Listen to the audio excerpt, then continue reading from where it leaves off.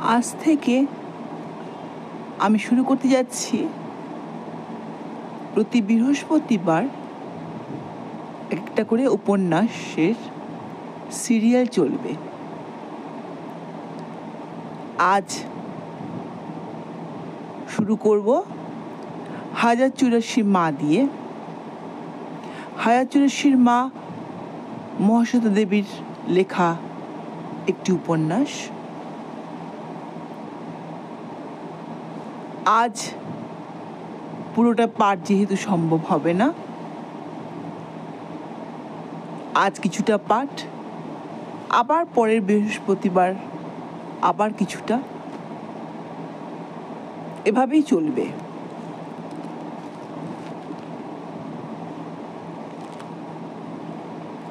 শুরু করা যাক 1084 মা মহাশ্বেতা দেবী। পাঠে আমি রুদ্রাণী মিশ্র। স্বপ্নে সুজাতা 22 বছর আগেকার এক সকালে ফিরে গিয়েছিলেন। প্রায় যান, নিজেই ব্যাগ গুছিয়ে রাখেন তোয়ালে, জামা, শাড়ি, টুথব্রাশ, সাবান। সুজাতার বয়স এখন 53। স্বপ্নে তিনি দেখেন 31 বছরের সুজাতাকে ব্যাগ গোছানোয় ব্যস্ত। গর্ভের ভারে মন্থর শরীর। তখনও যুবতী এক সুজাতা ব্রতীকে পৃথিবীতে আনবেন বলে একটি একটি করে জিনিস ব্যাগে তোলেন। সেই সুজাতার মুখ বারবার যন্ত্রণায় কুঁচকে যায়। দাঁত দিয়ে ঠোঁট চেপে ধরে কান্না সামলে নেন সুজাতা। স্বপ্নের সুজাতা, ব্রতী আসছে। সেদিন রাত 8টা থেকেই যন্ত্রণা শুরু হয়েছিল। হেম অভিজ্ঞের মতো বলেছিল, পেট নাবুতে নেবেছে মা, আর দেরি নেই। হেমই ওর হাত ধরে বলেছিল, ভালো ভালোতে দুজনেই দুঠাই হয়ে ঘরে ফিরে এসো। যন্ত্রণা হচ্ছিল, ভয়ানক যন্ত্রণা, যে কোন সময় সন্তান হতে পারে বলে সুজাতা আগের দিন থেকেই নার্সিংহোমে। জ্যোতির তখন বয়স 10, নিপার 8, তুলির 6। শাশুড়ি সুজাতার কাছেই ছিলেন, মনে আছে।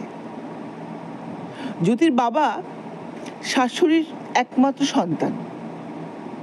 একটি সন্তান হতেই শাশুড়ি বিধবা।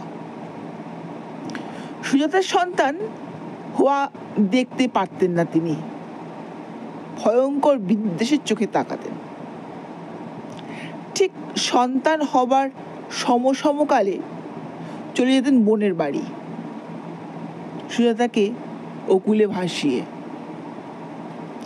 স্বামী বলতেন, মা অত্যন্ত নরম বুঝলে, তিনি এসব ঠিক দেখতে পারেন না, যন্ত্রণা চেঁচামেচি। অথচ সুজাতা চেঁচাতেন না, কাতরতেন না কখনো। দাঁতে ঠোঁট চেপে ছেলে মেয়েদের বিলি ব্যবস্থা করতেন।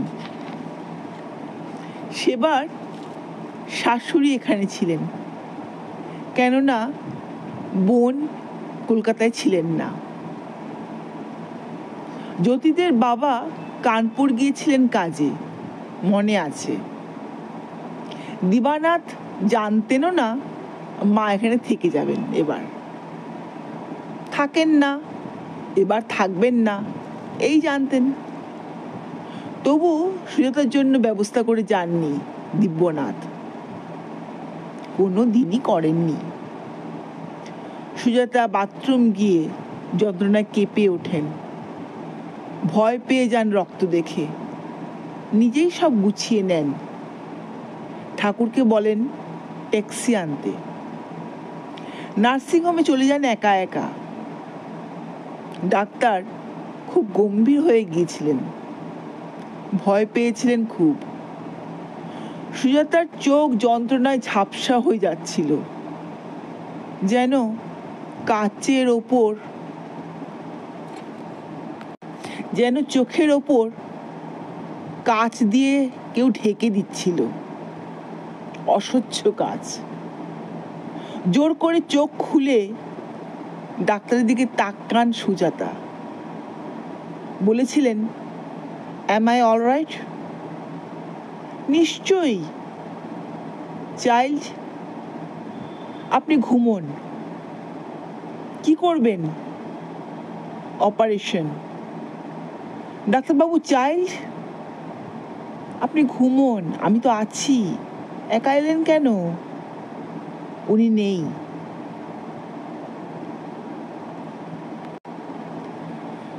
সুজাতা অবাক হয়েছিলেন। তিনি তো আশাই করেননি কলকাতায় থাকলেও দিবানাথ সঙ্গে আসবেন। ডাক্তার কেন আশা করেন? দিবানাথ সঙ্গে আসেন না, সুজাতাকে নিয়ে যান না সময় মতো। নবজাতকের কান্না শুনতে হবে বলে তেতলায় ঘুমোন। সন্তানদের অসুখ হলেও রাতে খোঁজ নেন না। তবে দিবানাথ লক্ষ্য করেন, সুজাতাকে লক্ষ্য করে দেখেন আবার মা হবার যোগ্য শরীর হচ্ছে কিনা সুজাতার। টনিক খাচ্ছ তো? গাঢ় যেন কফ বসা গলায় জিজ্ঞেস করেন দিব্যনাথ। কামনায় অস্থির হলে ওর গলায় যেন কফ জমে থকথকে হয়ে যায় স্বর। সুজাতা জানেন দিব্যনাথকে। দিব্যনাথ তার শরীর স্বাস্থ্যের খোঁজ নেবার একটি অর্থ হতে পারে। ডাক্তার কি করে জানবেন দিব্যনাথকে? সুজাতাকে ওষুধ দেন, ওষুধে ব্যথা কমেনি। সেই সময়ে সহসা সুজাতার মনে ভীষণ ব্যাকুলতা এসেছিল সন্তানের জন্য। তুলি হবার পর 6 বছর কেটে গেছে প্রায়। অনেক কষ্টে সুজাতা নিজেকে রক্ষা করেছিলেন, শেষ রাখতে পারেননি। তাই অশ্লীল অসুচি লেগেছিল নিজেকে নমাজ ধরে।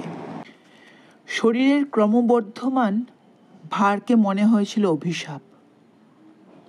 কিন্তু যখন বুঝলেন তার আর সন্তানের জীবন সংশয় হতে পারে, তখনই বুক ভরে উঠেছিল ব্যাকুল মমতায়।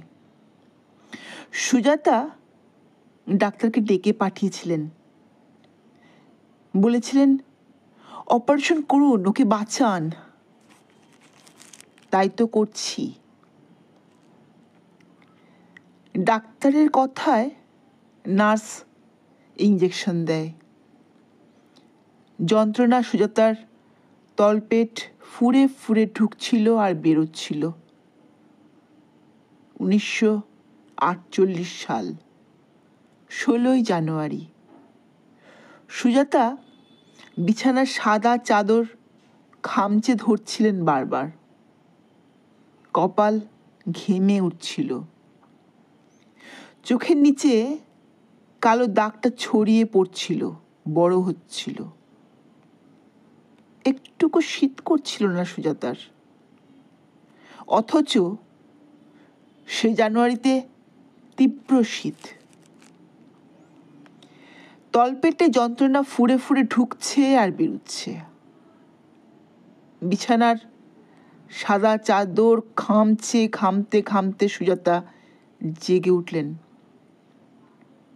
পাশে জ্যোতির বাবাকে দেখে তার সাদা কপালে লম্বা ভুরু দুটো কুঁচকে গেল। জ্যোতির বাবা পাশের খাটে কেন? তারপর মাথা নাড়লেন। এমনি করেই কখন স্বাভাবিক হয়ে গেল, সব সহজ হয়ে গেল। তখন সুজাতা লক্ষ্য করলেন টেলিফোনটা তার ঘর থেকে জ্যোতির ঘরে নিয়ে যাওয়া হয়েছে। দেখি ওর ভুরুক কুচকে গিয়েছিল। জ্যোতির এত কম বুদ্ধি। মাথা নেড়েছিলেন বারবার জ্যোতির নির্বোধিতা দেখে।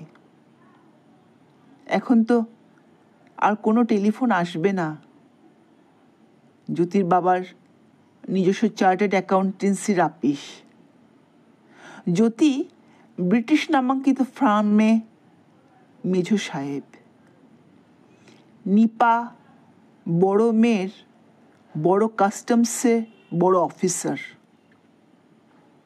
তুলি যাকে বিয়ে করেছে সেই টনি কাপাডিয়া নিজে এজেন্সি খুলে সুইডেনে ভারতীয় সিল্ক, বাটিক, কার্পেট, পেতলের নটরাজ ও বাঁকুড়ার পোড়ামাটির ঘোড়া পাঠায়। জ্যোতির শ্বশুর শাশুড়ি বিলাতেই থাকেন। এরা কেউ এমন কোনো বেহিসেবি বিপজ্জনক কাজ করবে না যে জন্য হঠাৎ টেলিফোন আসতে পারে। হঠাৎ কাটাপুকুর মর্গে ছুটে যেতে হবে সুজাতাকে।